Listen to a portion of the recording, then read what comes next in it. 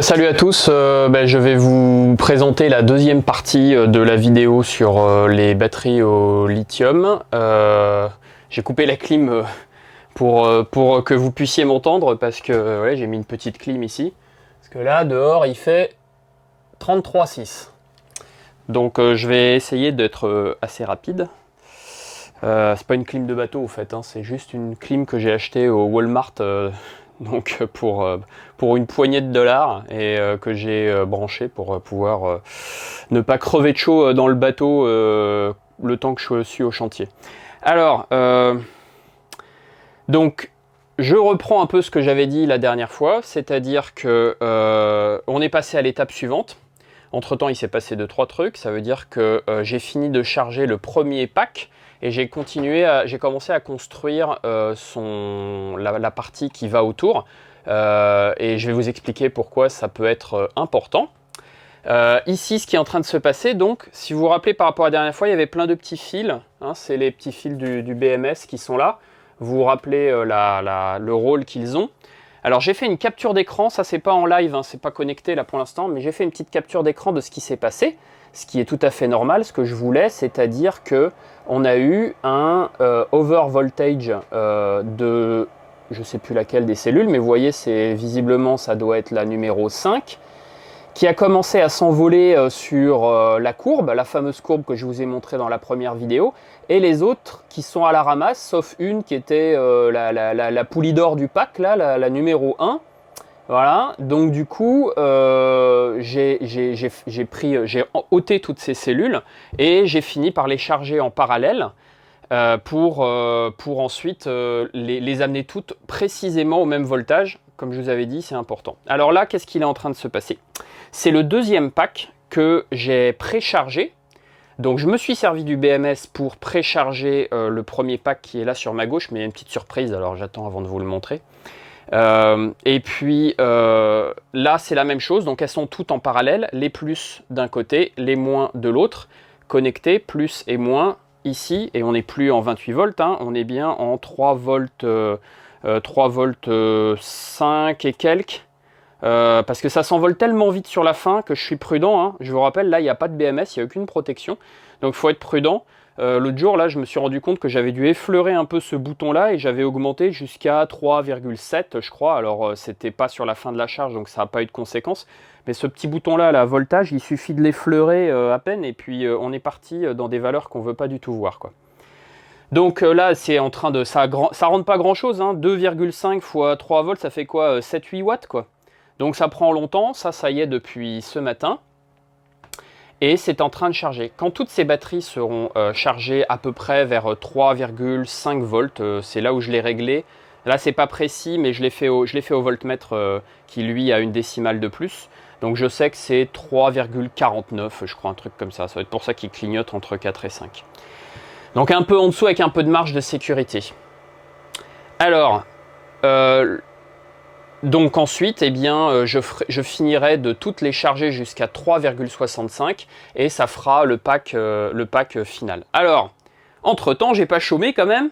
Regardez la belle boîte que j'ai fabriquée. Alors je suis pas mécontent de moi parce que je l'ai fait avec les moyens du bord, hein. Je suis pas dans un atelier avec des perceuses à colonne et tout ça. Je me suis acheté une magnifique perceuse chinoise à 70 $ là pour faire des trucs quand même à peu près verticaux. Et puis sinon, bah, c'est un peu tout le bazar que j'ai sur le bateau. Alors, pour construire cette belle boîte, donc là vous voyez les 8 cellules du premier pack, celui que vous avez vu dans la première vidéo, qui sont mises dans leur truc final. Le BMS, lui, il va venir se mettre ici. Et puis j'ai fait tous les trous pour faire passer les différents câbles aux différents endroits. Alors, vous allez me dire, mais pourquoi faire un truc qui ressemble à un tank comme ça, là, pour juste tenir quelques batteries? Et ben, vous vous rappelez l'histoire des batteries qui se gonflent? Eh bien, c'est pas tout le monde le fait pas, hein. J'en ai encore parlé hier soir avec le gars qui fait sa propre batterie aussi. Eh bien lui il ne va pas faire comme moi, donc en fait il y a, vous trouverez, si vous vous lancez là-dedans, vous trouverez des infos sur Internet qui disent qu'il faut comprimer les batteries. Ça ne veut pas dire les écraser, ça veut dire les empêcher de gonfler. Alors là, vous allez me dire, ah oui, je me rappelle, quand on les surcharge, ça gonfle. Mais attends, avec le BMS, c'est pas censé gonfler. Donc pourquoi s'embêter à les comprimer? Eh ben, je ne sais pas. Alors, c'est marqué dans le mode d'emploi de certains fabricants chinois de cellules. Donc ces cellules-là, je pense que ce qui se passe, c'est que elles doivent un petit peu quand même, un petit peu, peut-être je sais pas, des valeurs microscopiques, elles doivent un petit peu jouer un peu. Et il s'avère que ils disent que la durée de vie sera augmentée. C'est du style, dans la doc, je me rappelle bien, avec les mêmes profondeurs de décharge, c'est du style 3000, on passe de 3000 cycles à plus de 5000 cycles quand on les décharge quasiment complètement. Un truc comme ça, peu importe, ce que ça veut dire, c'est que c'est significatif. Ça veut dire que si on les garde bien serrées à l'intérieur, eh bien, elles vont avoir une durée de vie plus importante. Et il y a même un endroit où c'est marqué qu'il faut appliquer 300 kg force, donc c'est une assez grosse pression, pour ne faire en sorte que ça reste bien comprimé. Alors, moi je me suis contenté de faire ça avec, on va dire, suffisamment de tension. Hein. Là, c'est pas encore complètement monté, mais c'est bien serré. Ce qui fait que je pense que là, elles bougeront pas du tout, quoi. Alors, qu'est-ce qu'il y a d'autre sur cette... c'est fait avec de l'aluminium, avec des tiges métalliques, des tiges filetées métalliques à l'intérieur. Et puis, les fils rouges et blancs qui sortent là sur le côté, c'est pas du tout lié à la batterie. Je me suis dit, tant que j'y suis, je vais faire en sorte qu'elle soit compatible avec le temps froid. Parce qu'une fois que ce sera construit, je sais pas, oui, ça peut se rajouter si jamais, mais bon, tant que j'y étais, j'avais une idée, donc voilà. J'avais vu une idée sur YouTube du fameux Will Prowse, et je me suis dit, pour le prix que ça me coûte, je vais faire pareil. Alors, qu'est-ce que c'est ces trucs, ces gros pads noirs? Ce sont des pads chauffants. Donc, voilà. Parce qu'en dessous de 0 degré, je vous rappelle qu'on ne peut plus les utiliser. Alors, c'est sûr que 0 degré sur le bateau, il n'y a pas de raison d'être en train de vivre sur le bateau quand il fait 0. Mais si jamais on laisse le bateau dans un endroit froid et qu'on veut que des trucs restent branchés, ça peut être utile. Bref, le plus simple, allez, ça a dû me coûter 100 $, j'ai rajouté cette option-là. Des batteries chauffantes, pour info, vendues sur le commerce, ça vaut vachement plus cher que ça. Mais en fait, c'est la même chose, c'est ça qui est drôle. Là, ce sont des pads chauffants, il y a un petit thermostat à l'intérieur. Quand le truc, il voit qu'il fait, je sais plus, 2 degrés, 3 degrés, hop, il s'allume. Et moi, je vais les brancher, voilà, avec un petit interrupteur qui permet de le verrouiller ou pas, si on veut. Et ça les garde bien au chaud. Ce qui fait qu'on peut continuer à les utiliser, même si un jour, je vais en Antarctique avec le bateau, quoi, j'en sais rien. Donc voilà. Autre chose qu'il y a, j'ai mis un joli couvercle en plexiglas, bien costaud. Et ça, c'est parce que faudrait pas faire tomber accidentellement quelque chose qui fasse un bel arc électrique. Ça a une puissance énorme, hein, ces trucs-là, hein, donc vaut mieux pas risquer de créer un court-circuit. Entre deux cellules, ça va, mais quand on les aligne toutes, ça fait des puissances assez monstrueuses, quoi, hein, s'il y a un court-circuit.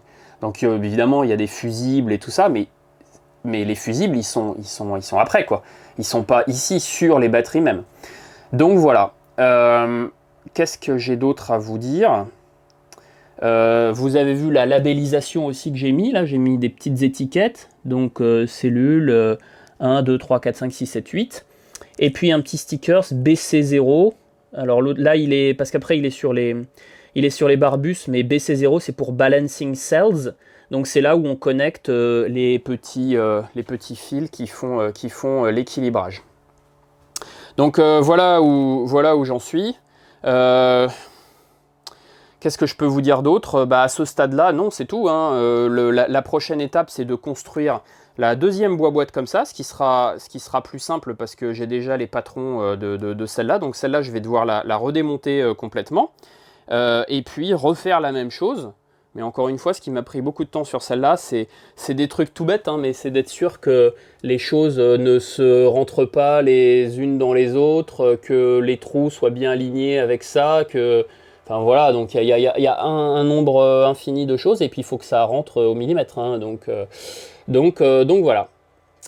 Donc ce pack-là, il est prêt à être testé. Pour tester, il y a une dernière étape à faire avant de mettre en service les batteries. Ça sera de les décharger complètement.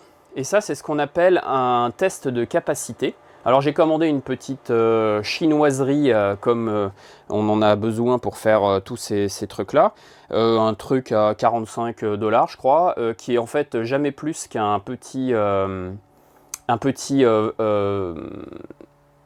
radiateur, enfin une petite résistance avec un petit ventilateur pour évacuer la chaleur. On le connecte dessus, ça consomme, et il compte quelle est la capacité de la batterie. Et à la fin, hop, il coupe les cellules avant qu'on arrive de l'autre côté de la courbe, le côté où ça plonge en voltage. Et là, il vous dit, bah voilà, votre batterie, elle a tant de capacité. Et vous pouvez vérifier que ce qui vous a été vendu par nos amis chinois est bien conforme. C'est-à-dire qu'on a bien 280 ampères heure par pack. C'est normalement ce que je devrais trouver. Alors c'est bizarre, c'était marqué 280 ampères heure et sur Amazon c'était marqué 272, entre parenthèses 275 mini. Alors va comprendre.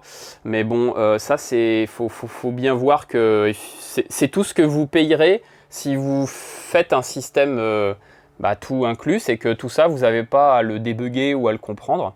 Donc voilà, c'est la plus-value. Mais là, encore une fois, ça coûtera beaucoup moins cher de faire de cette façon-là. Et puis, c'est plutôt sympa de fabriquer ces choses-là. Donc voilà, prochaine étape, la vidéo était un peu plus courte sur celle-ci. Que la précédente. La prochaine étape, normalement, il devrait y avoir, je pense, d'ici quelques jours, les batteries équilibrées. Et puis, j'essayerai de vous montrer le test de capacité. Et puis, il y aura peut-être encore une dernière vidéo qui sera implanter les fameuses batteries dans le système. Donc ici, on a le système Mastervolt.